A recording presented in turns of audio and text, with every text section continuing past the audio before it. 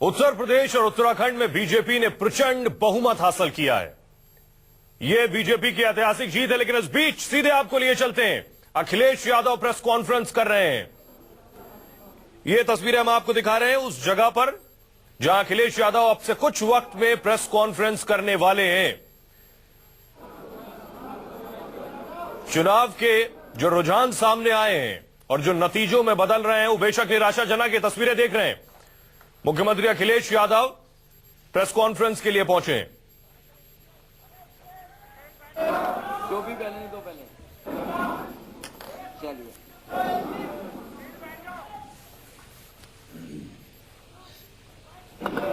इधर आ जाइए। तो समाजवादी पार्टी जो कि फिलहाल 55 सीटों पर आगे चल रही है। एसपी कांग्रेस जिसे बहुत सी उम्मीदें थी इस चुनाव में। प्रेस के हमारे सभी साथियों का स्वागत। उत्तर प्रदेश का चुनाव का परिणाम आ चुका है और इस उत्तर प्रदेश के परिणाम जनता का जो भी फैसला है लोकतंत्र में हमें बहुत खुशी के साथ स्वीकार है। मैं अपनी पार्टी के तमाम कार्यकर्ता नेता जो इस चुनाव के समय पर समाजवादी पार्टी के साथ खड़े रहे, मैं उनका भी धन्यवाद देता हूं। अब तो लगभग पूरा परिणाम सामने है। सरकार 5 साल मुझे जो मौका मिला काम करने का,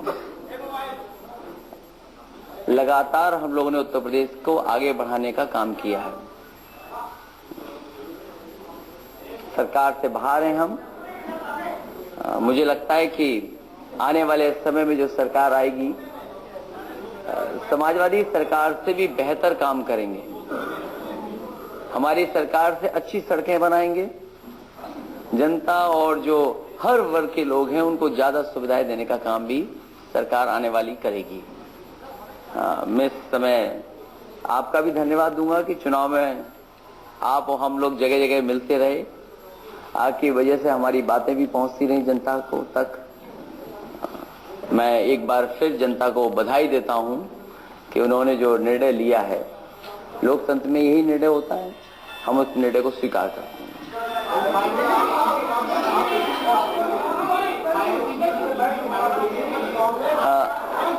मैं समझता हूं अगर बहुजन समाज पार्टी की नेता ने ईवीएम पर कोई सवाल उठाया है, ईवीएम पर जो सवाल उठाया है, मैं भी जांच करके जानकारी करके क्या हो सकता है उस पर भी बात रखूंगा मैं। लेकिन अगर ईवीएम पे कोई सवाल उठाए तो ये सरकार को सोचना चाहिए कि अगर एक पार्टी दूसरी पार्टी भी, मान लीजिए मैं भी सोचूं इस बात को, क्योंकि बूथ की एनालिसिस करूंगा मैं भी, उसके बाद मैं कह पाऊंगा। लेकिन अगर सवाल उठाए ईवीएम पर तो कहीं ना कहीं सरकार को जांच करा लेनी चाहिए। मुझे खुशी इस बात के साथ कि कांग्रेस के साथ गठबंधन रहा। 2 युवा नेता साथ आए और गठबंधन आगे भी रहेगा। मैं समझता हूं जनता इससे भी अच्छा काम चाहती है। अगर हमने एक्सप्रेसवे बनाया है, उनको आज नहीं पसंद आया एक्सप्रेसवे, वो सोचते हैं एक्सप्रेसवे से बड़ी बुलेट ट्रेन यूपी में आएगी, शायद बुलेट ट्रेन के लिए वोट दिया हो।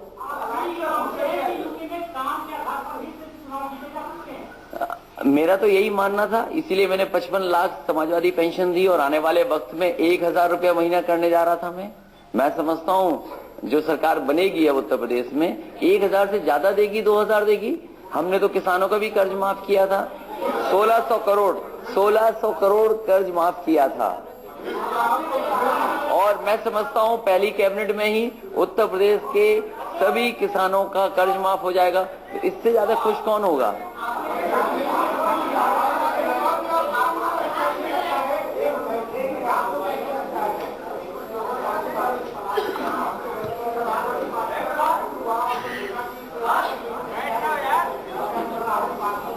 मैं उन बातों में नहीं जाना चाहता।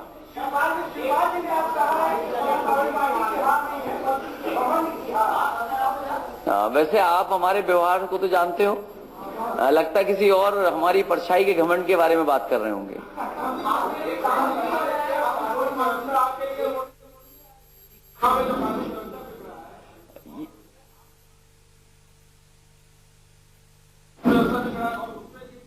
मैंने आपसे भी कहा था और मैंने आपसे भी कहा था, प्रेस से कहा था, पूरे देश के सामने, देश की जब मीडिया आई तो सभी मैंने कहा था कि मैं डकैती में कम से कम बीजेपी को बताना चाहिए कौन सा प्रदेश सबसे आगे है, और जो 100 नंबर की व्यवस्था उत्तर प्रदेश में दी है, मैं कह सकता हूं कि किसी प्रदेश में इससे अच्छी व्यवस्था नहीं होगी जहां पर 15-20 मिनट में पुलिस पहुंच जाती हो।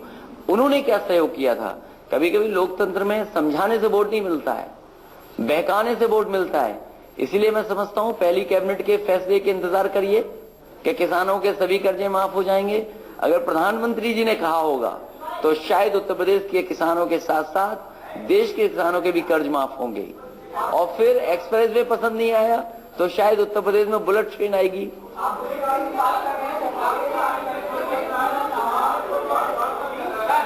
अरे कमाल खान जी को पूछ लेने तो कुछ।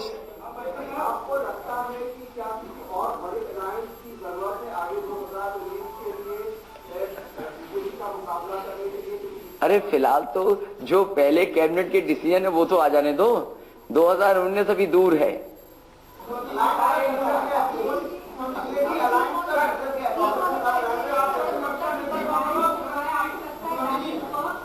मुझे ये लगता है, मैंने कई बार कहा और इसी हॉल की बात मैं बता सकता हूं आपको। एक कुशीनगर से विकलांग लड़की मुझसे मिलने आई थी और जब मैंने उससे पूछा कि क्या मदद कर सकता हूं मैं, वो कुछ मदद के लिए मेरे पास आई थी और चुनाव का आखिरी समय था क्योंकि आचार संहिता लगने जा रही थी। तो मैंने उससे पूछा कि कितनी मदद चाहती हो तुम मुझसे, और मैंने कहा जितनी मदद आप चाहो कहोगे आज उतनी मैं सरकार से करूंगा तुम्हारी। और यकीन मानिए उस लड़की ने मुझसे केवल 20,000 रुपए मांगे थे। तो कभी कभी गरीब को पता ही नहीं है वो चाहता क्या है, किसान को पता ही नहीं है उसको क्या मिलने जा रहा है। और मैंने उसको बहुत मदद की बड़े पैमाने पे। पूरे देश के गरीबों को, खासकर उत्तर प्रदेश के गरीबों को मैं जानता हूं कि दरवाजा खटखटा करके लोगों ने बताया है कि जो पैसा नोटबंदी हुआ है, जो अमीरों का पैसा बैंक में आया है, वो गरीबों को पैसा मिलेगा। अब हम भी देखना चाहते हैं कि वो नोटबंदी वाला पैसा गरीबों तक कितना पहुंचता है।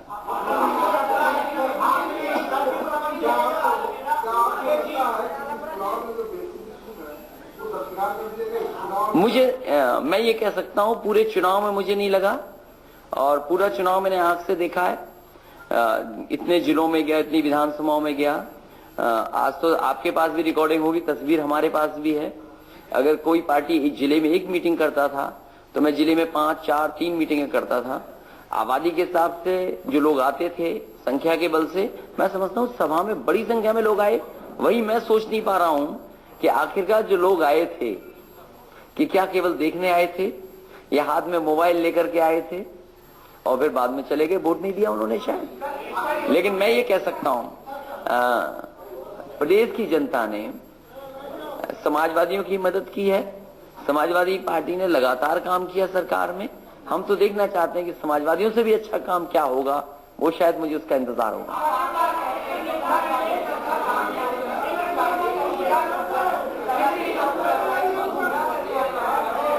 गुमरानी का मैंने बहकाना,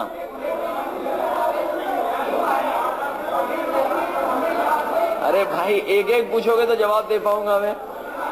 अब तो आवाज मुझे भी नहीं समझ में आ रही है।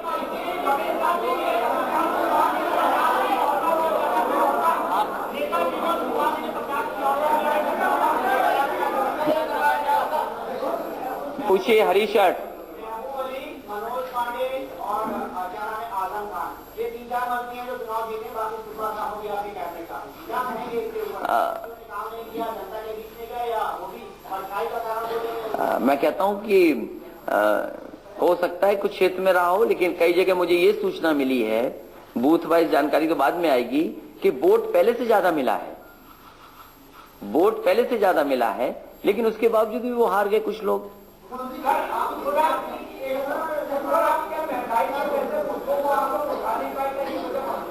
हमने तो बहुत कहा कि सिलेंडर तुम्हें मिला है, लेकिन सिलेंडर महंगा कितना हो गया।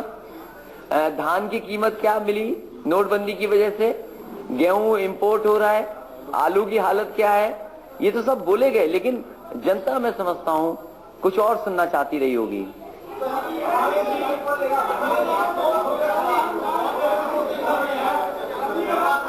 अरे रुक जाओ, पीछे पूछ रहा है कोई, रुक जाओ, इमरान आगे वाले रुक जाओ, पीछे कोई पूछ रहा है। मैं तो कहूंगा आपसे बात खत्म हो तो मैं राजभवन जाऊं।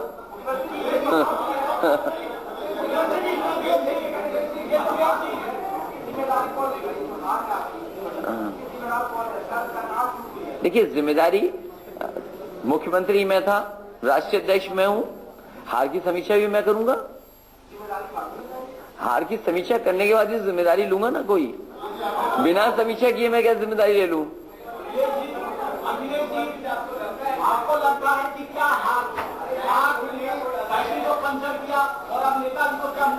मैं ये कह रहा हूं कि जो हमारी साइकिल थी वो ट्यूबलेस साइकिल थी, उसमें हवा ही नहीं पड़ रही थी। ये देखो, ट्यूबलेस साइकिल थी हमारे साथ, और अभी रहेगी साइकिल।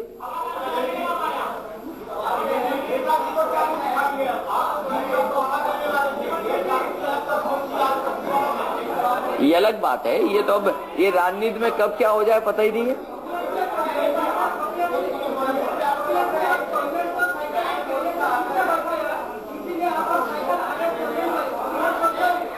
ये कांग्रेस हमारे साथ थी, तुम्हें पता ही नहीं है, 2 सीट वाली भी साइकिल आती है।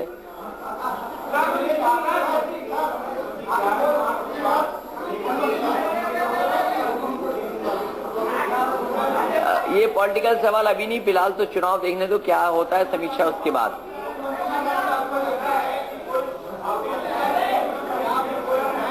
अरे थोड़ा तेज बोलोगे तो आवाज आएगी।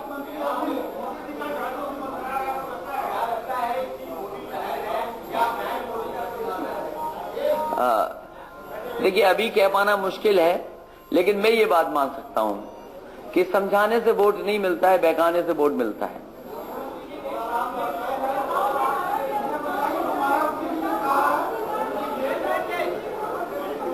काम तो बोलेगा, जब तक कोई हमसे अच्छा नहीं करेगा तब तो काम बोलेगा।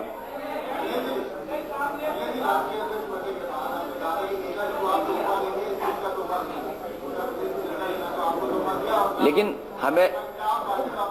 हमें जितना वोट मिलना था 29% अभी भी दोनों मिलकर के मिला है, लेकिन दूसरों का पता नहीं था कि इतना ज्यादा वोट मिलेगा उन्हें। नहीं, कांग्रेस के अलायंस से हमें लाभ हुआ है, और कांग्रेस का अलायंस ठीक है, 2 नए नेताओं का है।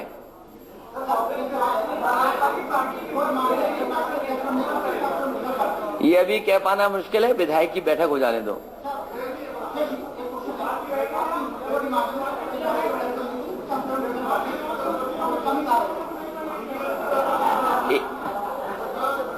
देखिए, मैं ये कह रहा हूं कि कुछ लोगों ने और पॉलिटिकल पार्टीज ने सवाल उठाया है। सवाल अगर उठाया है, मैं भी समीक्षा करूंगा। अगर किसी पॉलिटिकल पार्टी ने सवाल उठाया है तो उसकी बिल्कुल जांच होनी चाहिए। मैं तो चाहूंगा कि जांच हो जाए। जब एक पॉलिटिकल पार्टी उठा रही है, मैं भी बूथ का देखूंगा कि आखिरकार बूथ पे कहां गया वोट। एक आदमी 2 सवाल नहीं पूछ सकता। अरे हमारी प्रेस कॉन्फ्रेंस में तो हंस भी रहे हो, दूसरे में तो हंसते भी नहीं है लोग।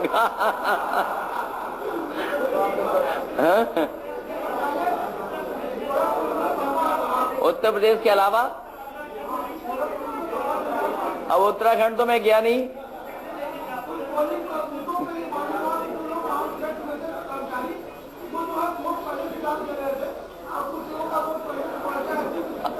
अभी ये कह पाना मुश्किल है, इसको अभी नहीं कह सकते, ये बातें अभी नहीं कह सकते हैं।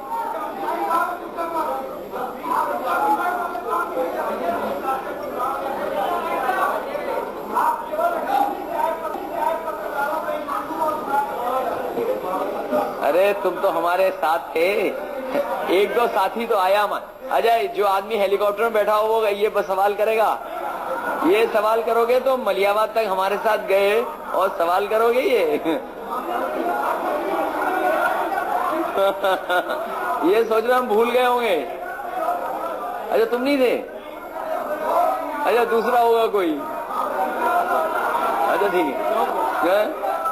अच्छा कोई बात नहीं, अब अगला चुनाव होगा तो आप साथ रहना।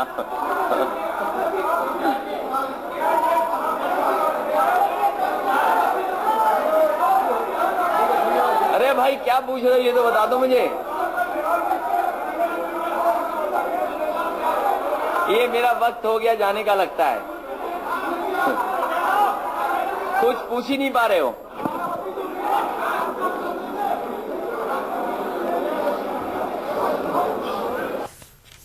आप सुन रहे थे अखिलेश यादव को, जिन्होंने कहा कांग्रेस के साथ गठबंधन आगे भी रहेगा।